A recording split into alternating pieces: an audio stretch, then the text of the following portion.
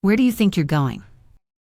Those were the words that cut through the air behind me, sharp like a knife, and before I could even breathe, I felt his presence at my back, heavy, angry, filled with the kind of rage I had spent years trying to quiet with silence. And yet in that very moment, I knew silence would no longer save me. Thank you for watching and staying with me. It means more than you know. And before I go deeper into my story, I want to ask you something. Tell me in the comments where you are watching from, because I truly want to know. Every place carries its own stories, and I believe someone out there listening may understand my pain in their own way. I carried this weight for many years. I carried it quietly, pretending everything was fine, when in truth my heart was breaking a little more each day. And now that I am finally speaking, I want you to hear it as I lived it. Not rushed, not hidden, but slowly, the way it settled into me over time. Because when you give your life to someone, you never expect to be treated like nothing. Yet that was the reality I lived. And tonight, as I share it, I want you to feel the strength it took just to stand here and let the truth fall out of me. I was a young woman once, filled with dreams, filled with the kind of hope that makes you believe love can weather anything. And when I married him, I believed I had found a partner for life. Someone who would stand with me through every storm. Someone who would hold my hand when the nights grew cold. But time has a way of revealing truths that you try so hard not to see. In the early days, he could charm a room with his smile and his laughter, and I would stand beside him proud. But when the doors closed and no one else was looking, that same smile would turn sharp. That laughter would vanish, and his voice would cut me down until I felt smaller and smaller each day. I told myself that all marriages had their hardships. That silence was a kind of sacrifice to keep the peace. So I swallowed my words when he mocked me in front of his friends. I looked away when he slammed doors so hard the walls shook. I even covered bruises with long sleeves and painted smiles because I thought protecting his image was the same as protecting our family. But inside, I was disappearing, piece by piece, giving up the woman I once was, just to survive another day beside him. I worked, I cooked, I raised our home with both hands, and yet nothing was ever enough. Nothing I did could soften that bitterness in him. And I began to understand that my devotion had become his weapon. He knew I would endure it. He knew I would stay. And so he grew bolder, more cruel, as if my silence gave him permission to destroy me slowly. Nights would come when I would sit alone in the kitchen staring at the clock, wondering how a life built on promises had turned into a prison. Wondering how the girl who once believed in love had become a woman afraid to breathe too loudly in her own house. I told myself I could endure it for the sake of the family. I told myself tomorrow would be better. But every tomorrow came looking exactly like yesterday. And the weight of it pressed on my chest until even my own reflection in the mirror became a stranger's face staring back at me. The moment when everything began to unravel did not come suddenly. It came in small pieces, the kind of pieces you almost convince yourself to ignore. But deep inside, you know they are stacking one on top of another until one day they will crush you if you do not move. I remember one evening when we had company over, friends he liked to impress with his stories and his false charm. I sat quietly at the table, listening, smiling when it was expected. And then out of nowhere he turned to me and told a cruel joke at my expense. The table laughed. They thought it was harmless. But I felt my face burn as if a flame had touched me. And when the laughter died down, he looked at me with that smirk that said he had won. And I said nothing, because my silence had become my shield.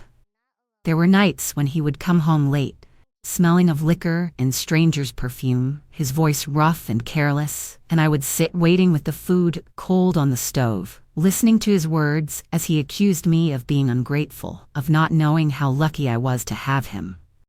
And though my hands shook, I stayed quiet, because I feared that if I answered the wrong way, it would be my body that carried the punishment. The children were small then, and I told myself I had to endure, because breaking apart the home felt like failing them.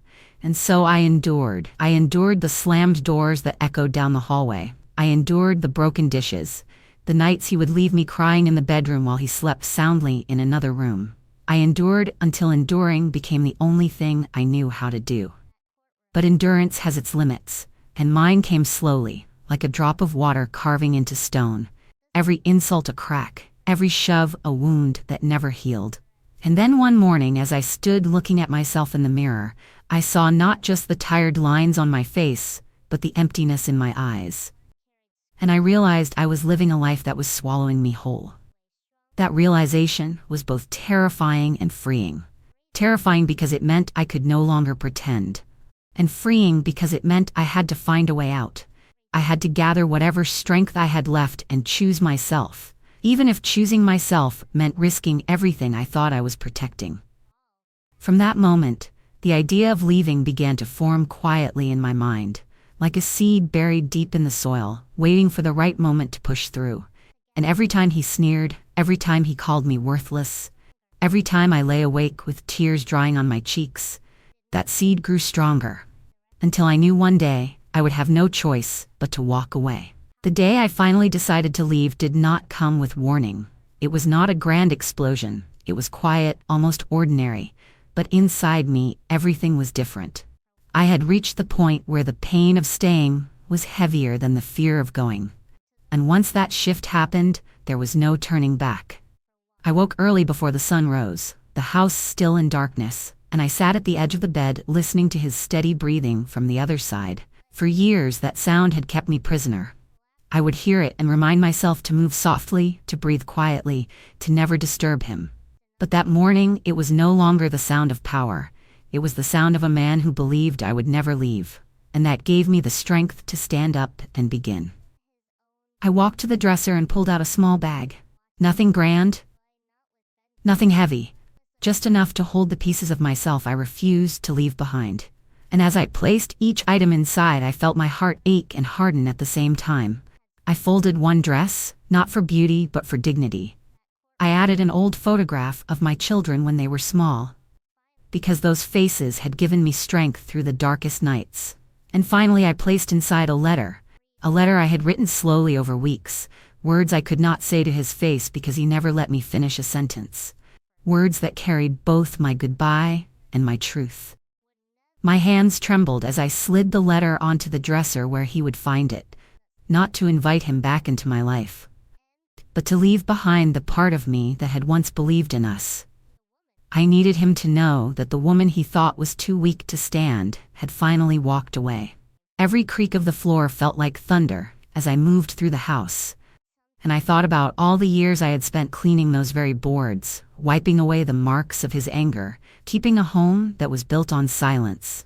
And now those same boards carried me toward freedom. I reached for the doorknob with fingers that shook, not from doubt, but from the weight of finally doing what I had dreamed about in secret. And in that moment, my chest filled with both fear and courage. Fear of what he would do if he discovered me.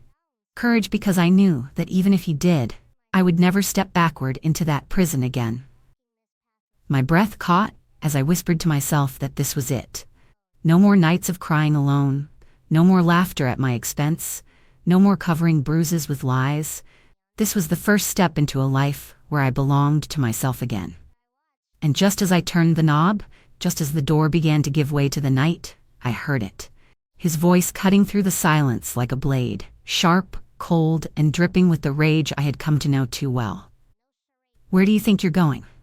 His words froze me in place before my hand could even pull the door open, the tone thick with rage, heavy with control he had carried over me for years. And in that instant, the silence of the house was broken like glass, sharp and cutting into me. I turned slowly, my small bag clutched tight in my hand, and there he stood, his eyes wild, his face twisted into something almost unrecognizable, yet painfully familiar. Because I had seen that face in the shadows of every argument, in the moments before the slaps, in the smirks, after the insults. He stepped closer, his voice lower but no less dangerous as he growled, "Put that bag down." And I could see his hand twitch at his side, the veins in his neck rising, the way a storm gathers before it tears the sky apart. I swallowed hard, my heart pounding in my ears. Yet I did not loosen my grip. For once in my life I did not obey, and that tiny act of defiance only seemed to fuel his fury. Divorce? He spat the word like it was poison, like the thought itself was an insult to him. Don't even dare think about it. And with those words, his arm lifted, the same arm that had once cradled our newborn in the stillness of the night, the same arm that had once held me when I was young and foolish enough to believe in his promises. But now that arm was curled into a fist, heavy with the threat of pain. I knew all too well. My breath caught as I braced myself, not because I had never felt his blows, but because this one felt different. This one was meant to shatter me completely, to remind me that even at the door of freedom he believed he owned me, body and soul. The seconds stretched like hours, the world narrowing to the rise of his arm, the heat of his rage, the pounding of my heart as I thought this was the moment he would finally break me. But then, just as the blow was about to fall, another sound tore through the air. Tires screeching against gravel outside, sharp and sudden, a noise so out of place it made him falter mid-motion. His head turned, confusion flashing across his face, his hand still raised but his certainty shaken. Headlights cut through the window, slicing the dark room with their glow, and I felt a rush of air in my chest, not safety yet, not relief, but a shift, as though fate itself had decided to interrupt. He froze, his body rigid, his fist trembling as the sound of a car door slamming shut echoed outside, followed by footsteps that grew closer, steady, deliberate, each step a drumbeat that pushed back the years of silence I had endured. He looked at me then, eyes wide for the first time in years, fear creeping into the edges of his expression, and I held his gaze without flinching. For the first time I felt the balance shift, not because of my strength alone, but because someone, had arrived at the exact moment I needed them most.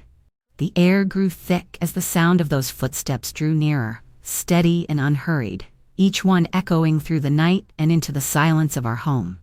And I watched his face twist from anger to something I had not seen in years, something close to fear, though he tried to mask it with that same sneer he always wore when he wanted to remind me of his power. His fist lowered slightly, his eyes darting toward the door as if the walls themselves were closing in on him. And in that moment I realized that the man who had made me feel so small for so long was no giant at all. He was just a bully who had never expected to be caught in the act. I held my bag tighter, my breath slow but heavy in my chest. And though I did not yet know who was outside, I felt a surge of courage begin to rise in me, because for the first time I was not alone in the dark with him. The headlights stretched across the floor like a spotlight, illuminating the truth we both had tried to hide, his cruelty, my silence, the years of pain that had lingered behind closed doors, and he stood there caught, trembling ever so slightly, pretending still, but his eyes betraying the panic that clawed at him. The sound of another car door shutting joined the first, followed by voices low and certain, and I could see his jaw tighten as if he was bracing for something he could not control. And for a man like him, losing control was worse than anything.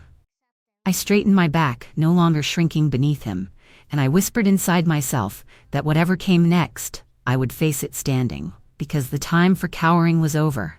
The years of silence were finished, and whether this night ended with me walking free, or with more scars, I knew that the tide had already turned.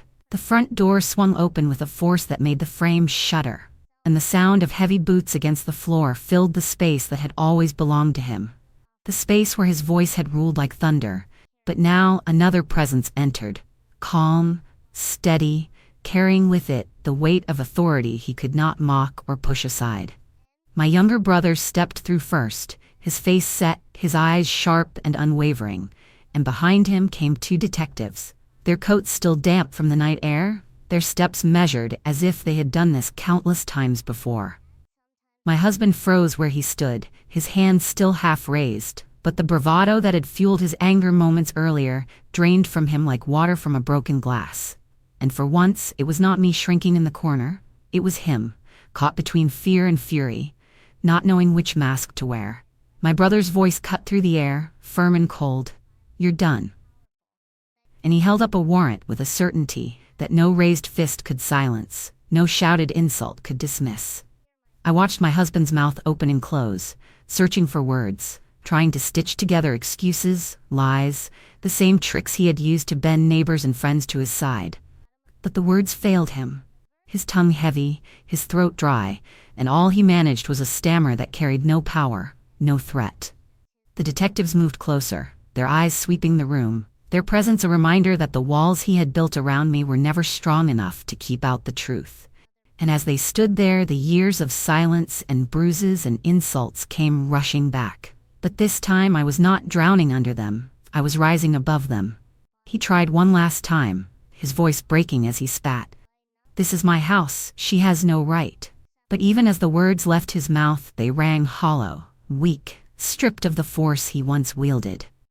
And I could see in his eyes that he knew it too, that the foundation of his power had crumbled the moment the headlights touched our door.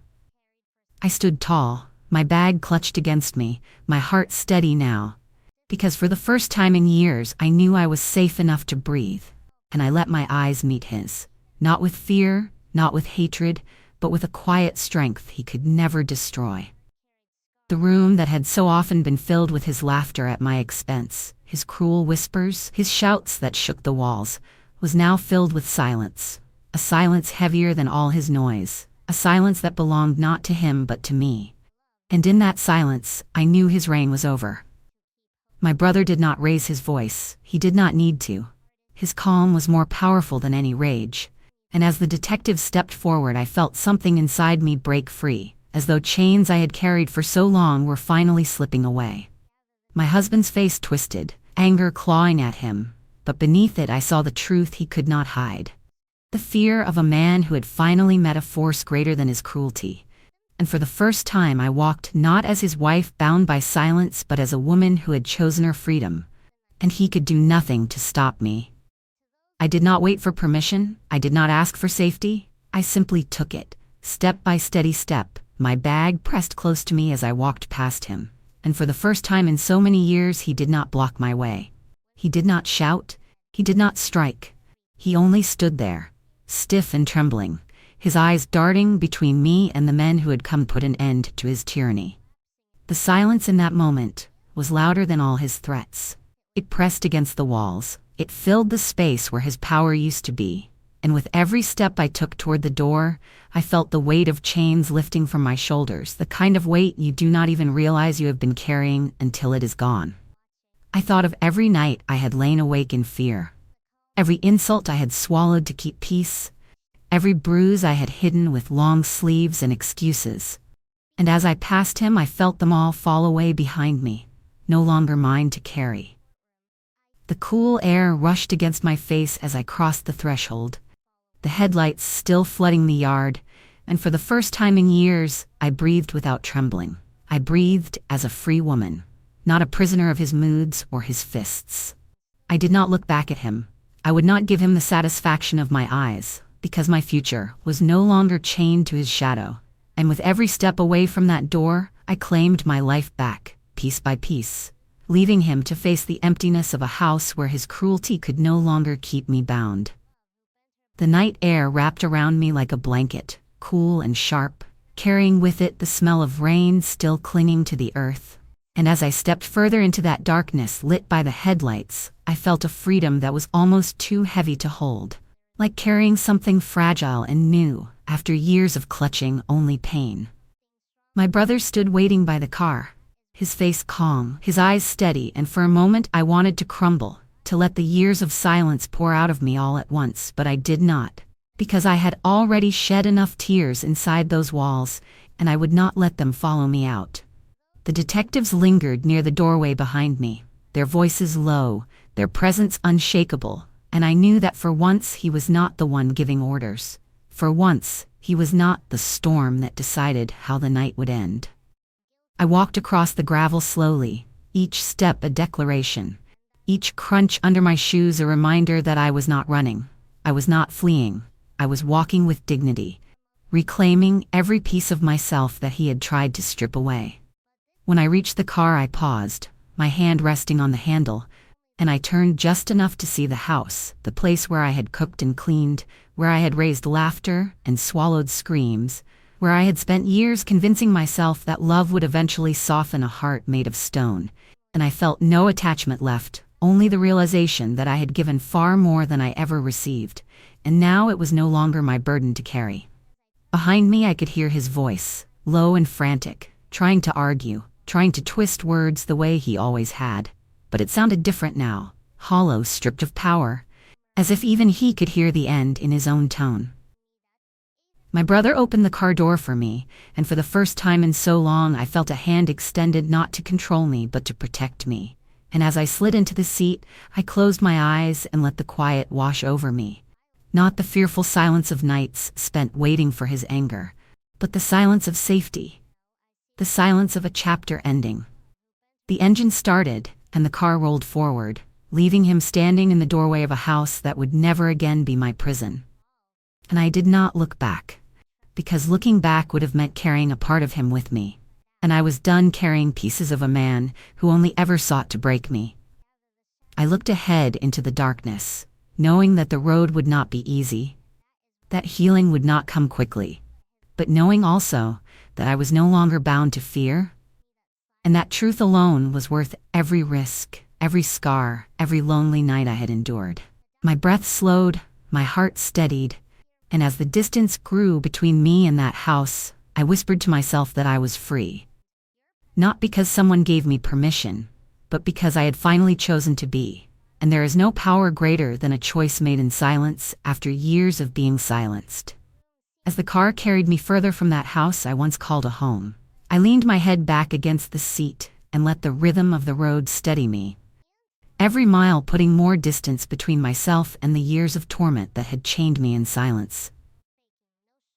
I thought of the woman I had once been, bright-eyed and full of hope, and then of the woman who had learned to hide her bruises with sleeves, who had learned to swallow insults with a smile, who had learned to live as if her very breath needed permission. And I realized that I had been carrying both of those women inside me all along, the dreamer and the survivor, waiting for the day they could finally meet in freedom.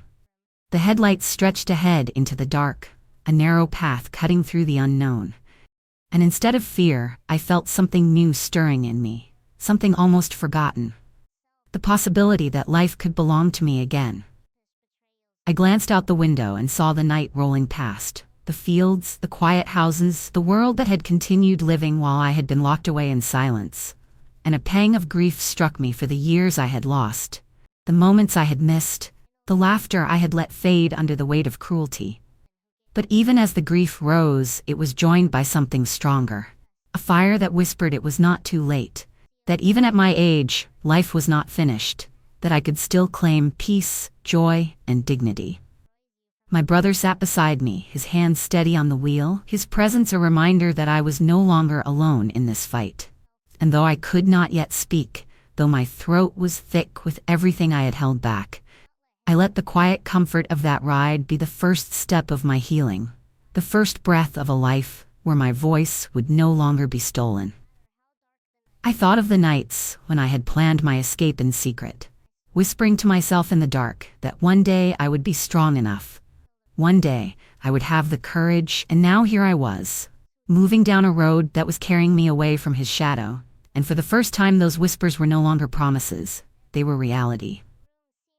Every bump in the road, every turn of the wheels, felt like a heartbeat, reminding me that I was alive. Reminding me that survival had not been the end of my story. Freedom was. I closed my eyes and let the weight slip from me, not all at once but slowly, like peeling off layers that had been stuck to my skin for too long. And I promised myself that never again would I hand my silence to someone who did not deserve it. Never again would I shrink so another could feel large. Never again would I call captivity love. As the car rolled on, I did not think of where I would sleep that night, or what tomorrow would hold. I thought only of the fact that I had left, that I had chosen myself, that I had walked through the door and not looked back. And in that truth, I found more strength than I had ever known. I was no longer just a woman who had endured. I was a woman who had stood, who had walked, who had freed herself. And as the darkness gave way to the first light of dawn on the horizon, I knew that whatever scars I carried, whatever years had been stolen, the rest of my story belonged to me, and that was enough to keep me moving forward without fear. When the first light of morning broke across the sky, it felt like the world itself was opening its arms to me. The pale gold spilling across the horizon was not just another sunrise, it was mine. The first I had seen in years, without fear sitting heavy on my chest. And as we drove into that quiet dawn, I realized how strange freedom feels at first. Like walking in shoes that are too big, unsteady, almost frightening, but also filled with possibility. I thought of him standing in that doorway as I left, his face twisting with a fear he would never admit, his pride collapsing beneath the weight of a truth he could no longer control.